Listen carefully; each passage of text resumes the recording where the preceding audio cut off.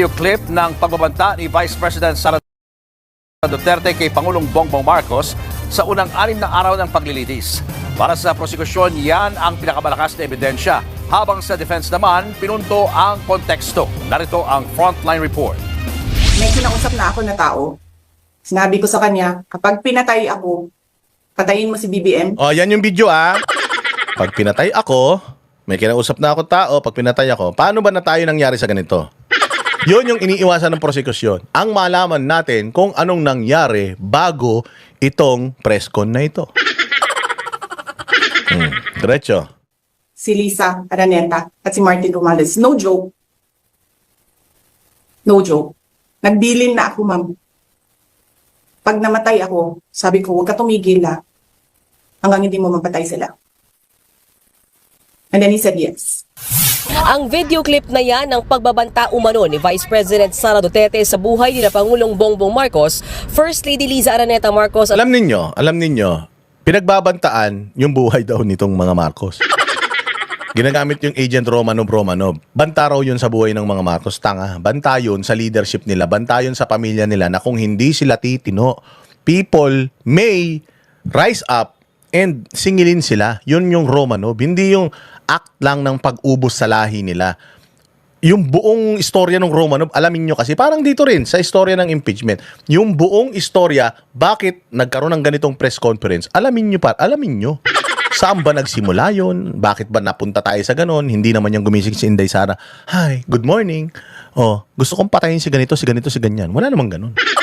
May trigger point yun. Yung Romanov, meron ding trigger point yun. Kaya nangyari yun. At yun yung babala na if you keep on doing what you're doing, you family of thieves, if you keep on doing this, the same fate that the Romanovs experience might also happen to you. So, magbago na kayo. Yun yung yun yung aral doon sa Romanov na yung puta. Iba ang takbo ng utak talaga ng mga adik O tsaka between the threat ni Inday Sara sa mga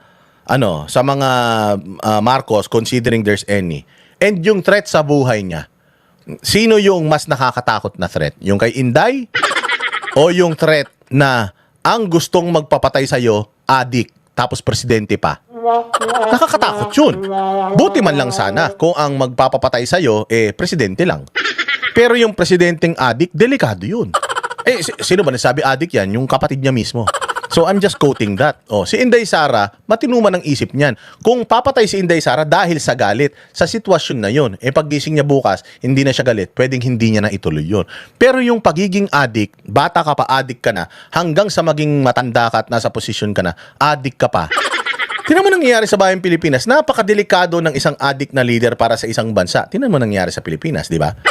O ganun din, kapag kang isang adik, gusto kang hadlang ka sa kanyang bisyo, hadlang ka sa kanyang mga gawain, putya, talagang nakapokus yan para deduing ka. Bago ka nga patayin yan, pahihirapan ka pa niyan Ang utak ng adik, walang hindi klaro yan. Nanay niyan, kapatid niyan, yung tawag dito, lola niyan, re-rapin yan. Ganun ka gago ang utak ng adik. Alam niyo bakit galit na galit si Pangulong Duterte sa adik? Bibigyan ko kayo ng konting sample. Ito, naikwento ko na rin to sa inyo sigurado. Sobrang daldal ko. Merong kaibigan si Pangulong Duterte. Mayaman na mga negosyante. May anak silang adik. Sabi ko naman sa inyo sa isang tahanan na kahit isa lang ang adik, kahit 10 kayong matitino, walang katiwasayan yan. Yung anak nila ng adik na yun, wala silang magawa. Kumuha ng baril, tinutukan yung kapatid, ginahasa yung kapatid. Walang magawa yung mga magulang kasi tinututukan sila, papatayin ko kayo. Huwag niyo akong pakikialaman. Adik Pero bago daw dumating sa punto na yun, lahat daw ng mga gamit sa bahay pinagbibenta na ng tarattado na yun. Ngayon, tumakbo daw kay Pangulong Duterte yung yung pamilya na yun. Humihingi ng tulong. Sabi, "Mayor, yung anak ko, ginagahasan ng anak ko." Tapos, tinututukan ng baril, wala kaming magawa. Kasi, anak namin So, parang gusto nilang mangyari, humihingi sila ng tulong kay Pangulong Duterte, siyang gumawa para sa kanila. Okay, tinanong ni Pangulong Duterte, "Grabe naman yan. Sige, pakikialaman ko yan. Pero papatayin ko yan." Kasi hindi na dapat nabubuhay yung mga ganyan tao. Wala nang wala nang pagbabago yung mga ganyan. Dumating na siya sa punto na ganyan, the end na yan. Ayaw naman ng mga magulang, ayaw naman ng So, Wala rin. Di ba? Sabi ni Pangulo, wala magagawa dyan. Kasi kung ako yan, papatayin ko yan. May isa pang istorya, si Pangulong Duterte. Ganito siya klase na tao nag-golf daw sila. Go-golf silang ganyan. Nakita nila, may isang Koreano. Binubugbog yung anak. Sa golf course. Kasi, nagkamali sa kanyang swing. Ang Chinese and yung mga Koreans, yan sila? Very disciplinarian sila sa kanilang mga anak. So, ayan na nga. Nakita ni Pangulong Duterte yung pinatawag niya. Tawagin mo nga yan. Tapos, paglapit daw nun, pinukpok daw niya ng golf club niya. Buti na lang daw hindi tumama. Tumama daw doon sa golf cart. Bali, yung golf club. Tapos, galit na galit daw siya. Sabi niya, mo yun yung ginagawa mo sa anak mo, mali yan. Sabi daw nung lalaki, hindi, okay lang sa amin to. Ganito talaga kami magdisiplina. Korean yun South Korean. Ganito talaga kami magdisiplina. Normal sa amin ito. Alam mo, sabi ni Pangulong Duterte, pinadeport daw ni Pangulong Duterte. Sabi ni Pangulong Duterte, putang ina mo, kung pwede yan sa bansa nyo, dun nyo gawin. Huwag dito, lalong-lalo na pag hindi ko nakikita. Pinadeport daw ni Pangulong Duterte. Ganon si Pangulong Duterte bilang isang tao. Ngayon, ba't ko kinoconnect dito? Matino. Ang problema, yung threat sa buhay ng mga Duterte galing sa utak ng isang makapangyarihang adik di umano. Gaano kadelikado yun? Diba?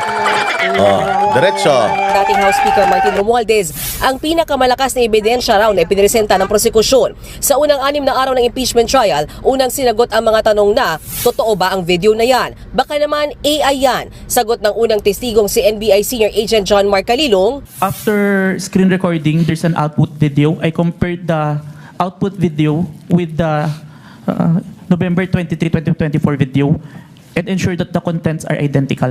Kalaunan mismong defense team na ni VP Sara ang gumamit ng naturang video at ipinunto ang konteksto kung bakit nasabi ng bise ang mga sinabi niya. Triggered lang daw si VP dahil inaagrabyado ang kanyang staff.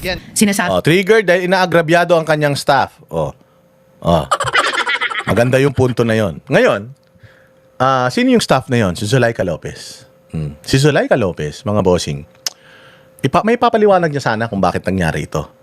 Pero hindi na siya pinatawag sa witness stand. Hindi na. Bakit? Kasi mabibisto sila. Mabibisto sila na nag-trigger nung threat na yon is sila din mismo. Sila mismo na nagrereklamo. Silang mga reklamador, sila ang may kagagawan kung bakit nakapagsalita si Inday Sara ng ganun. Ayaw nilang lumabas yun sa publiko. May vlogger, may busdada, may banateros. Lalabas yan. Di po ba ng depensa na yung mga alleged threats o alleged incitements ni VP Duterte ay prompted nung detention ni Attorney Lopez? Yes, Your Honor. There was a systematic oppression made by the House of Representatives dating back from their even before their mini trial, Your Honor. Nang ma-authenticate ang video, mas lumalim ang usapan. Ang sunod na tanong, seryoso ba ang banta? Ang ikalawang testigo na si NBI Regional Director Attorney Jeremy Lotok, sinagundahan ng nauna ng pahayag ng kanyang tauhan na si Calilong. The utterances made by the Vice President. Nakita nyo yung nasa likod kanina? Si Rog Gutierrez. Si Rog Gutierrez ay party list representative ng mga riders. One rider party list. Ginamit nila noon si Busita para makuha yung boto ng mga rider. Akala ng mga rider, ipagtatanggol ng one rider party list yung mga rider. Puta, namamatay yung mga rider ngayon. Isa-isang sinasaksak yung mga rider ngayon. Anong ginawa nitong one rider party list? Nandiyan dyan sa impeachment, nanonood. Putang ina niyan. Kabataan party list. Nandiyan dyan, nanonood. Bicol Saro party list. Nandiyan dyan, nanonood. Inatong mga to, wala nang nagawa. Nire-represent nila rider tapos wala silang ginagawa doon sa mga nangamamatay na mga rider. Wala silang batas na ginawa para protektahan itong mga ito. Yan sinasabi ko sa inyo, boto kayo ng boto, puta, ginagamit yung mga ninyo, yung mga ang tawag diyan. Yung marginalized sector, ginagamit yung mga sektor ninyo tapos putya hindi naman kayo nire-represent talaga. Gusto lang naman pansarili at saka yung mga kalaban sa politika. Was serious and the threat was real and actual, sir. The threat is absolute, sir. Okay. Thank you, Mr. President. Muling git ng depensa, importante ang konteksto. Hindi raw sapat ang kontrobersyal na pahayag para sabihin agad na merong high crime o betrayal of public trust. Paano rin daw sasabihing pagbabanta ang ginawa ni VP Sara? Gayong hindi naman ito nagdulot ng takot. Banta ba talaga o baka naman babala lang? Dapat ba na ang supposed victim nakaramdam talaga siya ng threats? Or is it enough that the general public considers the statement threatening? Yung sagot po ng prosecution, hindi po galing sa opinion ng aking mga kasama. Ito po ay isang decision. No less than the Supreme Court of the Philippines. Hindi po kailangan na yung recipient mismo nakaramdam ng takot or that sineryo. Ang ina kasi ito magsalita, kala mo lagi nag-i-speech eh. Ganyan ka ba magsalita? Mama, iluto mo ang hotdog. At gusto ko, pakuluan mo muna sa tubig bago mo lagyan ng mantika. At magsaing ka ng bigas. 3 gatang lang. Hugasan mong maigi para mabango ang kanin.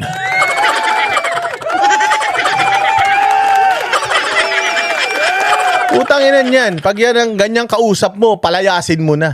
Papaano pag sumagot sa mga tanong ng mga senador, yung witness nila, yung depensa, diretso. Ganito po yan. Pag nagluto ka ng hotdog, ilagay mo muna sa tubig. Pakuluan mong konti, tapos lagyan mo ng mantika, patuyuan mo. Para juicy. Magsaing ka na rin. 3 gatang lang. Para hindi tayo masaya, hindi tayo mapanisan. Tawagin mo ako pagka luto na, kain tayo. Bili lang akong coke. Diba ganun eh, ganun yung normal eh. Pero yung ganito ka magsalita, kasi, utang ina niyan, abnormal. Yung pagbabanta. Your Honor. Ang plot Yung pagbabanta. Your Honor. Putya, pwede naman. Yung pagbabanta, Your Honor. Yung pagbabanta. Your Honor. Tangang puto. Hindi ka mabibilib, maiinis ka eh. twist pa. Meron daw pagbabanta sa buhay ng pamilya ng bise na kung tawagin Operation Romanov. Tanong kay Lotok, inimbestigahan niyo ba yan? Who was the Vice President claiming na pwedeng magpapatay sa kanya? Again, Your Honor, yun po yung reason ba't nag-issue kami ng subpoena. Pati ang mga mali-maling petsa at typo, hindi pinalagpas ng defense team. And the affidavit also is November 6. 2 typo carried over. Asan yung affidavit? Hindi ko pa nakita, ma'am, yung affidavit na November. Your affidavit ikaw ang pumirma eh. With all these mga infirmities, and you mentioned yesterday that ang galing, di ba? Siya pumirma ng affidavit, hindi niya pa nakikita yung affidavit. Putang ina yung multo. Sabi ko nga sa inyo, mga putang ina yan. Puros kayo kabulastugan kasi eh. Ang hirap pag nagsisinungaling kayo. Mahuhuli kayo kasi nagsisinungaling kayo eh.